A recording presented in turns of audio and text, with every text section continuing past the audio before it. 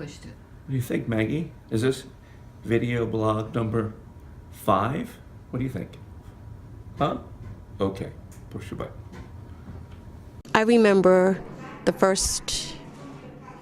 my first day being homeless. A friend told us in Providence there would be shelters, and I would be able to get housing almost right away. We thought we were going to be going right into an apartment. Well, we hopped this bus with about 100 other people that were going to be going to this shelter. We arrived. Mind you, I had never been homeless before, and I was so scared. I didn't know if I was going to see John in the morning because we were separated. So we waited in line for almost an hour before we could go into the shelter. The people that were in charge didn't make it welcoming at all. They were giving me sheets and a pillow, and then we were told to go upstairs where we would be sleeping. I didn't sleep that night at all. I was so scared. I was so scared to close my eyes and go to sleep.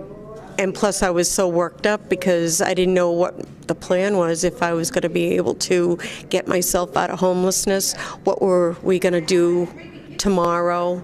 Are we going to be able to get fed? Because at this point we hadn't been fed at all.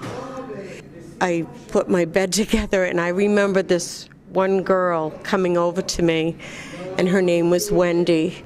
She told me, she was a young girl, she told me, you know, Miss, everything will be all right. And I'll never forget that, because Wendy passed away this past September. She hung herself in Grace Cemetery, where we do outreach. I'll never forget it. It was the whole experience. I thought about it after Wendy passed away. I thought about, would I have made it through that night, that very first night, if she hadn't said everything's going to be all right. Just those words, those kind words, helped me get through that. Because being homeless is not only the most horrible thing, it's frightening, because you don't know if you're ever going to get out of it. Some people are able to get out of it quick and get into some kind of apartment or housing or go live with their family. I didn't have that. It was that not knowing if you're going to have a place to put your head at night.